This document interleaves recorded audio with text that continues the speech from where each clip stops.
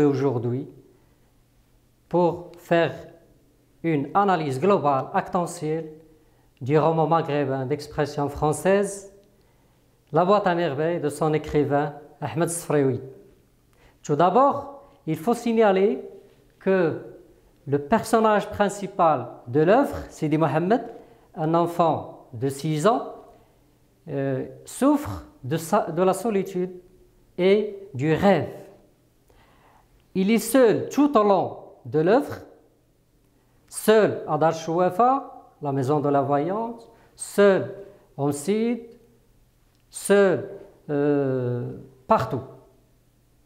Et pour échapper à cette solitude, il invente un monde de rêve, bien sûr par le biais de sa boîte à merveilles.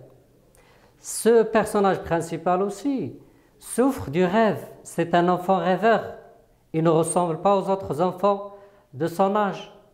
Comme il le dit lui-même, il dit dans le chapitre 1, « J'avais un penchant pour le rêve ». Sidi Mohammed n'aime pas le bain mort. Il le considère comme un enfer. Il se dispute avec Zineb. Il a peur de l'école coranique. C'est un enfant qui s'ennuie dans le monde réel. Il trouve des difficultés à communiquer avec les autres, avec son entourage, avec ses voisins, avec les écoliers, ses amis.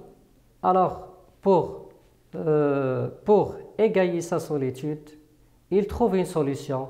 Quelle est cette solution qui lui permet d'échapper du monde réel qui est triste à un monde imaginaire dans lequel il est heureux? Évidemment, c'est sa boîte à merveilles. Bien, alors commençons. Notre activité aura comme objectif identifier les rapports de Sidi Mohammed avec sa famille, ses voisins, son entourage et avec soi-même.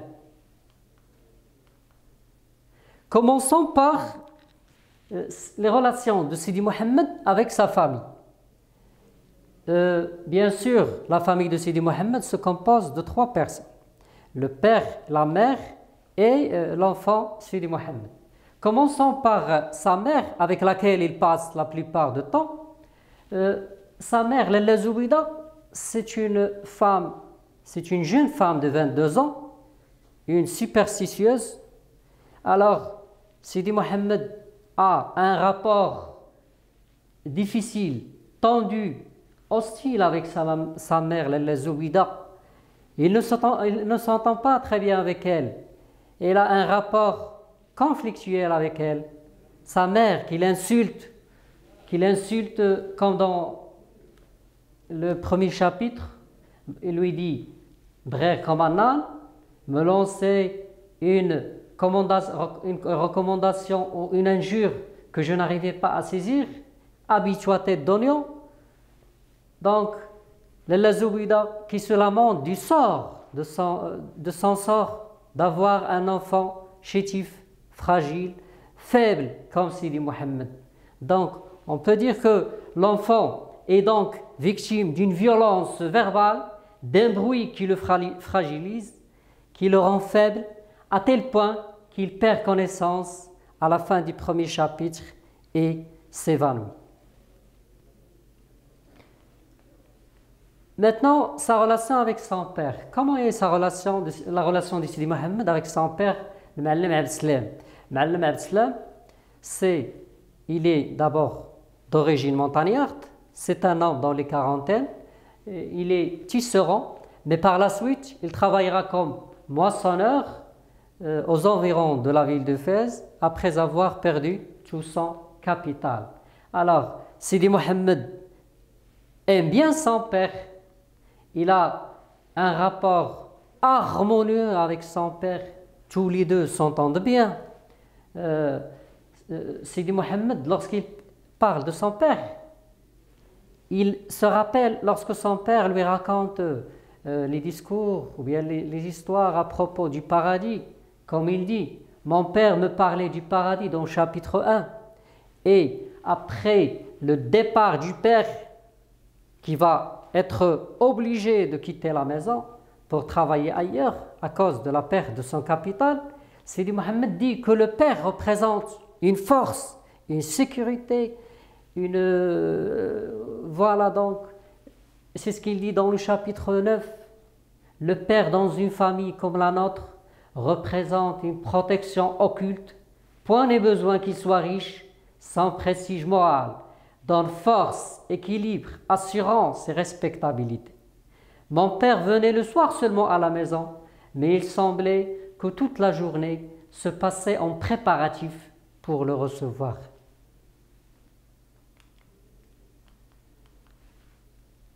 Alors on termine maintenant avec la famille de Sidi Mohammed et on passe au rapport de Sidi Mohammed avec les voisins. Lorsque je dis voisins là, je vais parler des voisins qui habitent dans la même maison que Sidi Mohammed. Commençons par Chouafa ou bien la voyante. Et elle est appelée Tante Kenza. C'est la principale locataire de Dar Chouafa. Elle habite le rez-de-chaussée. C'est une adepte de la confrérie des Gnawa. Et cette voyante faisait un rituel une fois chaque mois.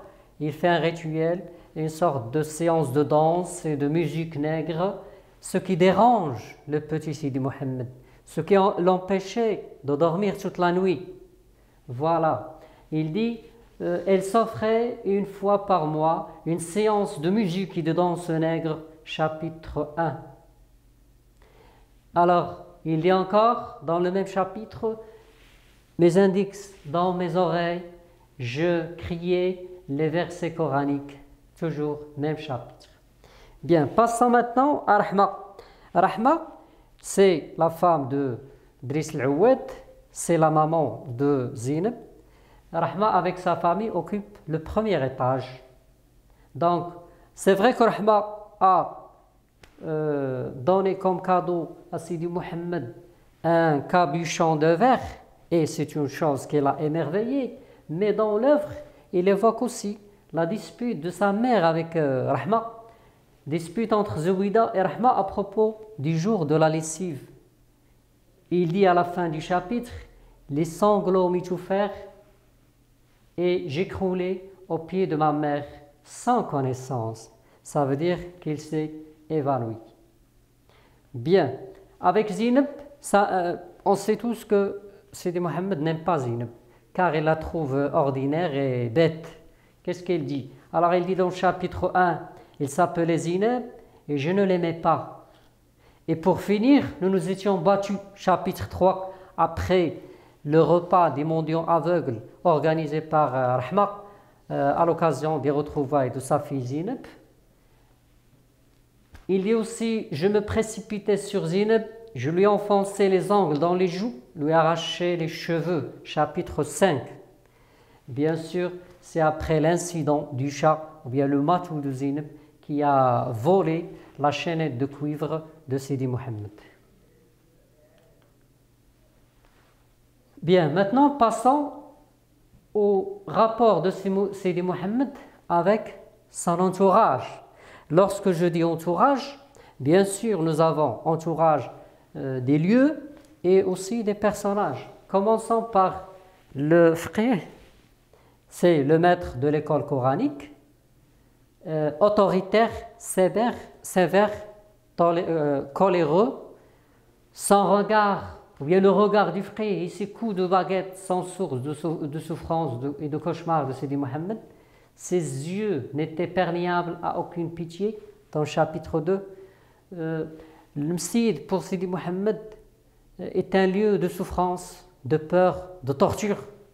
Bien qu'il aille au Msid, l'enfant est toujours seul. Le bain mort, c'est un lieu d'impudeur, un lieu de malaise pour Sidi Mohammed. Il s'ennuie avec toutes ces femmes-là. Alors, il dit, je ne veux pas aller en enfer, chapitre 1, ça veut dire au bain mort. Le mausolée de Sidi Bourelb, l'enfant accompagne sa maman, il est l'Aïcha pour chasser l'œil. Une visite qui a mal tourné. Bien sûr, il a mal tourné parce qu'à la fin de cette visite, un chat va griffer Sidi Mohammed et il tombe malade. Et le lendemain, il ne va pas partir à l'école. Voilà. Alors, la sanctuaire de Sidi al-Arrafi. Alors, avec ce personnage-là, Sidi Mohammed dit que le panier de Sidi al-Arrafi me rappelait ma boîte à merveilles. Donc, ils ont quelque chose de commun entre les deux.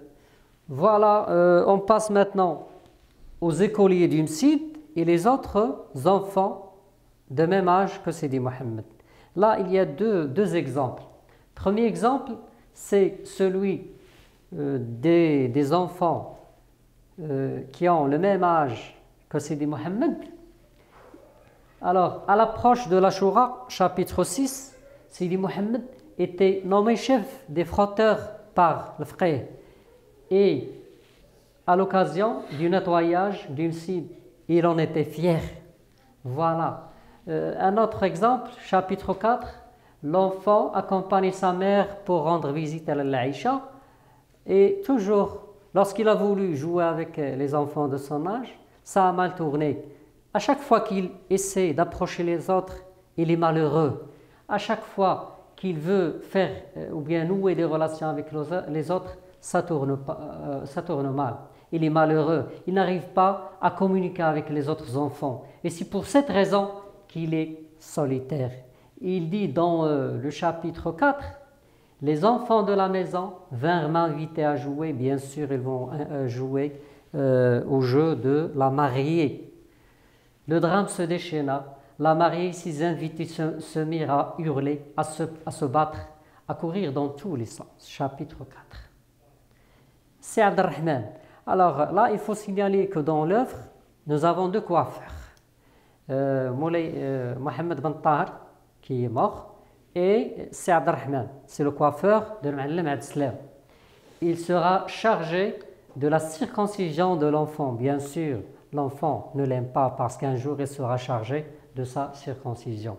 Et on termine avec Abdallah l'épicier, très aimé, personnage très aimé par le narrateur.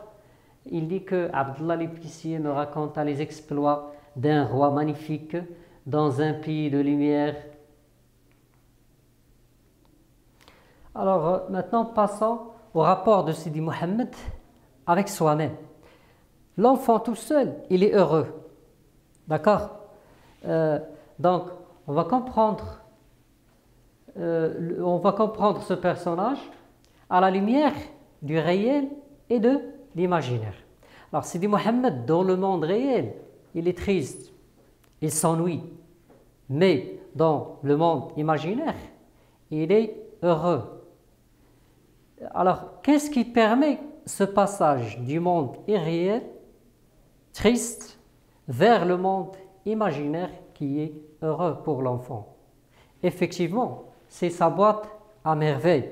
Donc, autrement dit, face à l'hostilité du monde, face à tous ces rapports conflictuels que ce soit avec ses voisins, avec son entourage, le bain mort et la peur de l'école coranique, il se dispute avec Zineb, sa mère qui l'insulte. Face à tout ceci, pour trouver une échappatoire, un apaisement,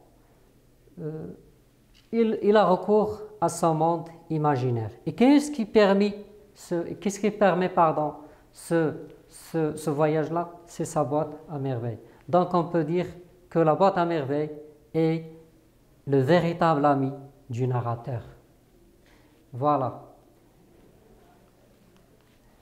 Au début de l'œuvre,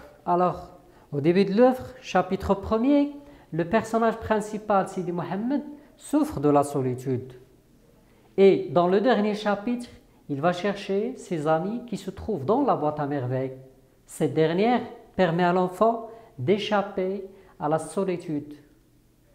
Comme le témoignent les lignes extraites du chapitre 12, chapitre final.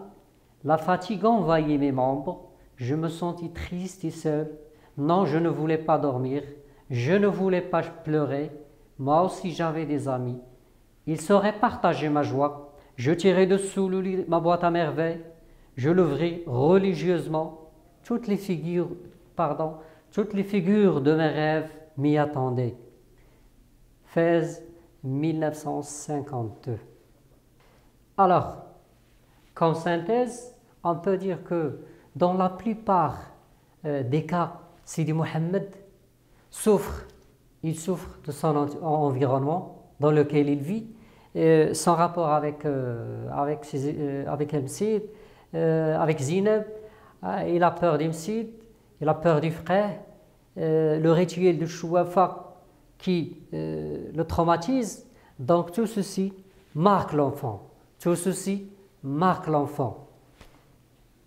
Et pour égayer sa solitude, qu'est-ce qu'il fait?